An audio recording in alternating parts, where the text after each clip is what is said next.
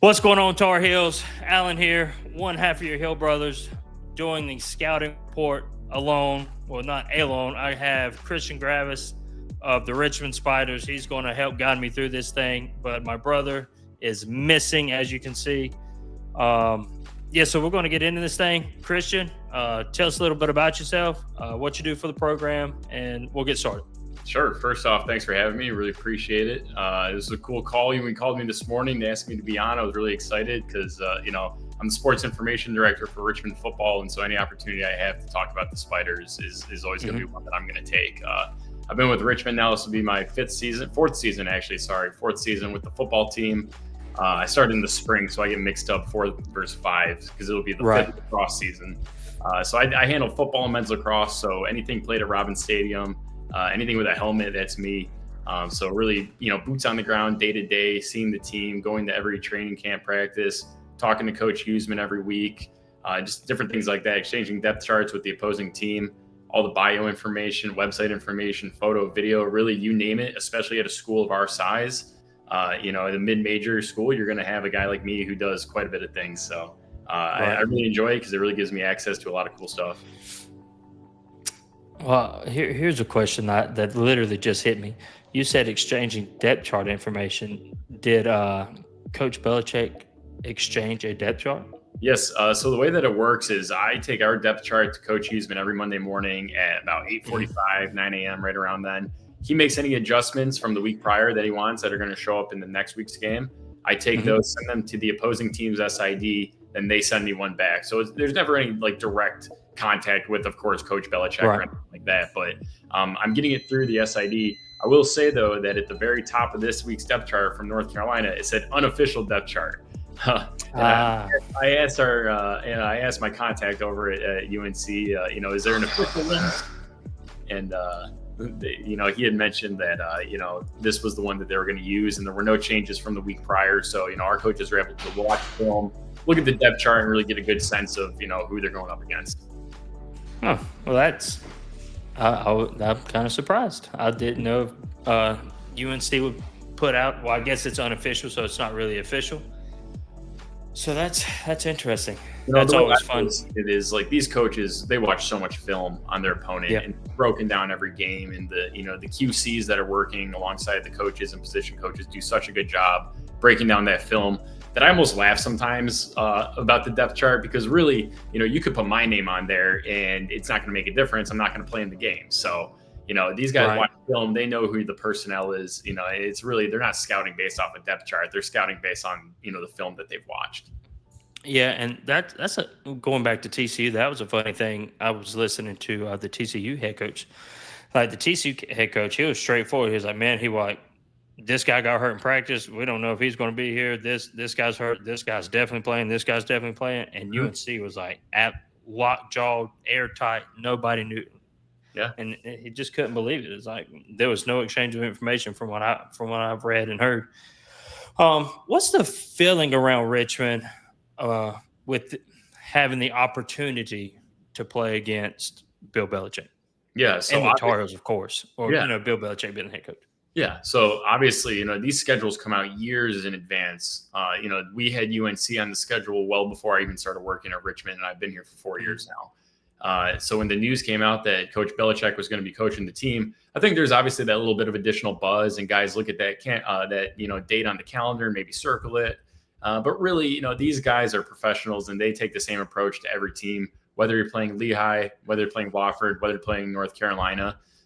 Their focus is going to be the 11 guys lined up on the other side of the line of them, not necessarily the coach.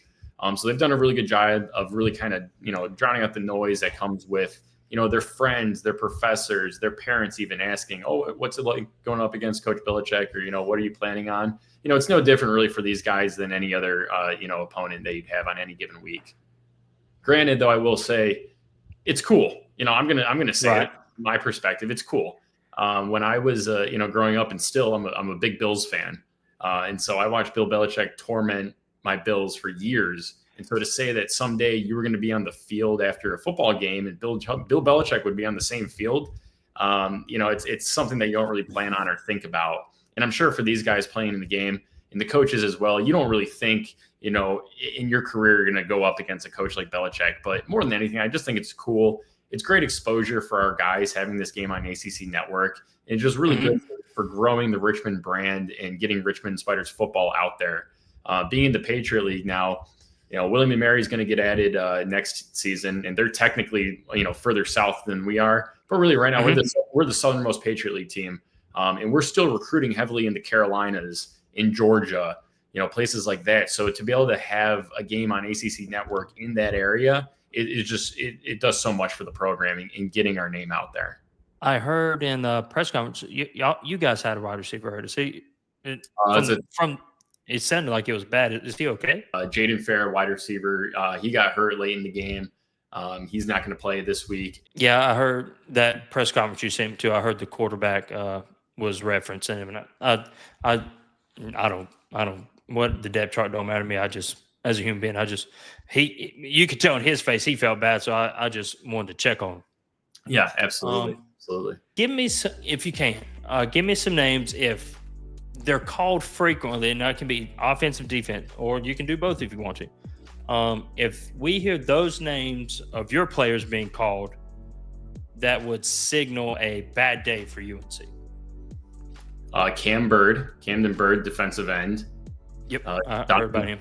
Defensive end. But really, any of our guys up front on defense. I mean, those guys are absolute beasts. And our defensive end coach and our D-line coach, like they do such a good job with those guys. In the past 4 years, both of our starting defensive ends have been all conference, regardless of the year, regardless of the player. Whoever it is that year is going to be an all conference guy, it seems. So if any of our ends names are getting picked up, it means we're really pressuring your guys' quarterback. And then on offense, Kyle Wickersham could run. That dude can run the football. I like to compare him to Josh Allen because he's 6'5", 260 pounds. He's a big dude. And when he gets going, he gets going. And, it was funny. Coach had said earlier in the season, we did a little kickoff breakfast with some alumni and donors. And he had said, I'm not looking for him to outrun a DB. I'm looking for him to run over a DB. And really, that's what he can do. If you watch the last offensive drive of our game against Wofford, I mean, it was all Kyle. He just carried that ball and just was picking up the first downs. And, as long as run of the night came on 3rd and 9, picked up 14 yards, got the first down, you can need out from there. So, if he gets going and he's hard to stop, he's really hard to tackle. Yeah, I think I heard Coach Belichick reference. You said Josh. Well, that's probably a little past his there. He equated him to Ben Roethlisberger. Yeah, I think that's who he referenced for. Kyle's dad was actually, he's like right before, not right before he played in the 80s, but Kyle's dad had every passing record at LSU before Joe Burrow. Is a legend. Right. I'm not sure if he's an LSU Hall of Fame or anything like that, but I know his name's littered throughout the record book. Really? Yeah. That's a fun fact for the guys. Well, I can't say anything about Bill Belichick because we don't know yet. But the past regime, we have made some quarterback. There'll be one game where like Grayson Loftus.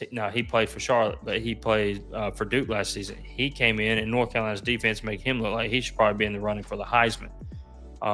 So there is that possibility that we just let one quarterback get insanely hot, and we hope not, but there's that possibility, man.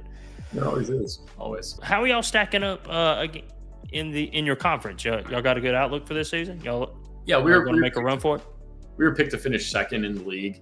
And then just the way that the schedule and Lehigh was always on our schedule, regardless if we were going to be in the Patriot League or not. Lehigh was a non-conference game on the schedule week 1. And so it just so happens that you start a new conference, you're starting a new conference against the team that was picked right ahead of you at number 1. And so really, every team in the Patriot League plays every team. So that game really meant a lot for us to go in there. And now I don't want to say you're hoping Lehigh loses, but if the Patriot League has been a one bid conference the last couple of years, which that is absolutely going to change. If not this year, certainly once William & Mary and Villanova are in. You're looking at the Patriot League is now the best East Coast FCS conference by a long shot. Right. So to go and have a conference game, your first game in a new league on the road, a lot of adversity, you got to come over there. But, I think the outlook is always still going to be really high. Nobody really is ever going to, I don't think, look at the Spiders and say like, oh yeah, they might have an off year. People know what they're going to get out of us, and they know that we've just consistently just pounded the rock and just gotten better each and every year. And the one thing Coach preaches a lot is just go 1-0. So it's always just about the next opponent and the next game.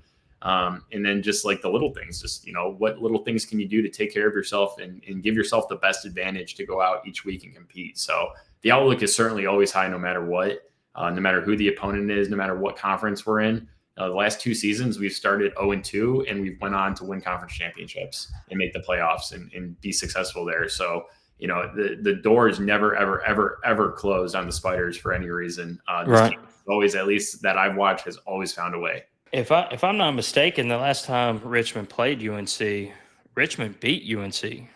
Yes. Back in I can't. That's fast math. 1978, September the 11th, 27-18 in Chapel Hill. So maybe, hopefully not. Well, hopefully not from my side. Of course, it'd be tremendous for you guys. The anniversary sort of, 2 days past, doesn't come back around. You got any cool traditions around Richmond? So let's see. Let me preface this. I don't know what videos you watch. So 2 years ago, probably 2 years ago, and this year, the first TCU game, we talked to the Horned Up podcast for TCU. Then we Highway 49 for Charlotte last season, and then the Sky U pod for Minnesota last season as well. We asked a question around about traditions. Highway 49 said they have like this ambulance part out front of the Charlotte Stadium, Jerry Richmond or whatever. And they have like this, I guess they called it a pickaxe, mining for gold or whatever. And there is 3 holes drilled into the handle where they put shot glasses. Interesting. And 3 individuals, have to, support the weight of the shot handle. And it's like a big to-do. Apparently they had like the AD down there that participated before a game. Nice. Sky U brings in like the time that North Carolina was there was during Minnesota State Fair, which apparently is like one of the biggest state fairs in the country. You got to get the cookies. The bucket of cookies from the Minnesota State Fair are unreal. That's what the guys from Sky U were saying. They said the bucket of cookies from the State Fair is absolutely phenomenal. But the weird thing, they bring in like 18-wheeler tankers full of milk. Wow. And that apparently that's a big thing for them. But yeah, so have you been to the Minnesota State Fair? I'm assuming? I have not. I went to South Dakota State for grad school though, which obviously borders Minnesota, and there's a ton of Minnesota natives that go to South Dakota State, and they've all talked about it. And people I follow on Instagram and whatnot, I see their pictures every year in Minnesota State Fair. This giant bucket of cookies looks awesome. Yeah, they were. That was one of the big things. Like if you ever come, you got to try the big bucket of cookies. And TCU, it's called the Psycho Frog or whatever. Apparently, it's like a video-ish thing on Twitter or X, and it's like a frog that has like the psychedelic eyes, like the never-ending cyclone that's like a white background with like a black. And they do it like, and I don't know. It was, but apparently that was a big thing. And they got like this super loud horn when they score. Apparently, the guys from Horned Up Podcast said you could hear the horn inside the stadium from 4 miles away. Wow. And the season tickets around the horn are the last ones they sell for the gear. This the last ones that get picked. Nobody wants to sit beside it because it's so little. Because you physically have to wear earplugs because it's so loud. That's hilarious. So any cool traditions outside, for you guys? Yeah, I mean, as far as traditions go, tailgating traditions, at least, like, the team arrives to the facility where we're going to play 2 hours and 15 minutes before the game starts. Obviously, tailgating starts happening way earlier than that. I'm usually at team meal with the team, and then I'll, we actually drive separate from the team. We don't get on the team bus, but we drive separate to the game. So I really, unfortunately, do not get to see a great, tailgate, I guess, environment or atmosphere. But I know that they do happen. I know that our fans are passionate, and the support that we have from our parents, from our alumni is huge. And for a school our size, you got to think, we have about 4,000 students. So we don't have, we're not like Arizona State where you just have this massive alumni base or anything like that. Like we've got a fairly small alumni base probably considering, but really I think we show up pretty well. last weekend at Wofford, we're talking 6 hours away from Richmond, and we still have a really good showing of Spider fans down there.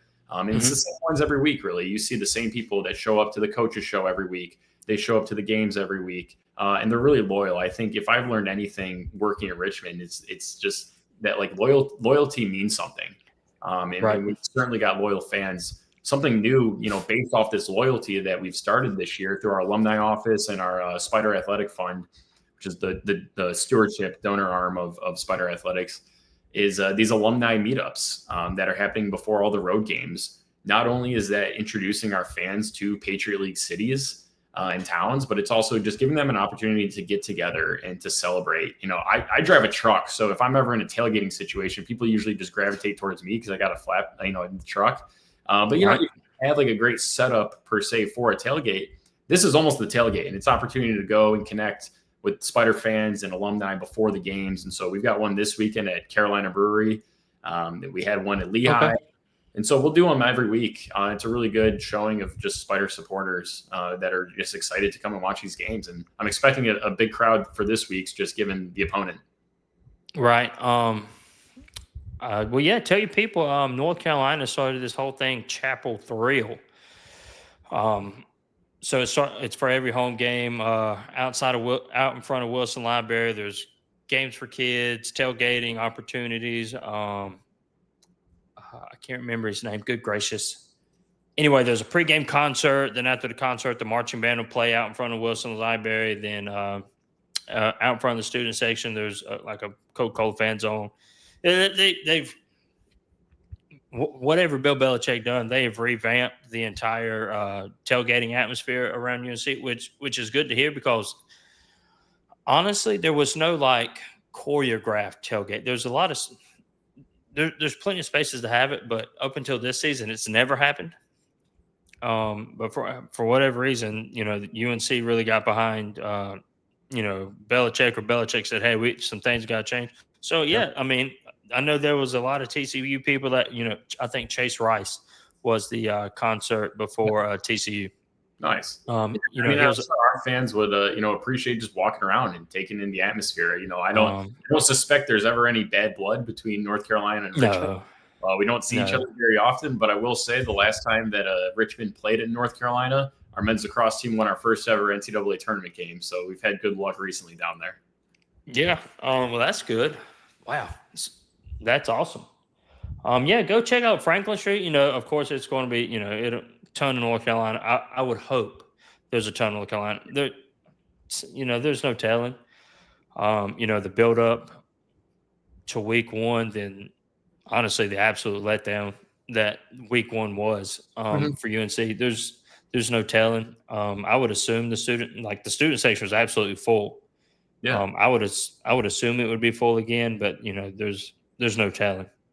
And I mean, even regardless of who shows up, Keene Stadium holds what, 55,000, I believe. Yeah. 55,000. So say it's even half full.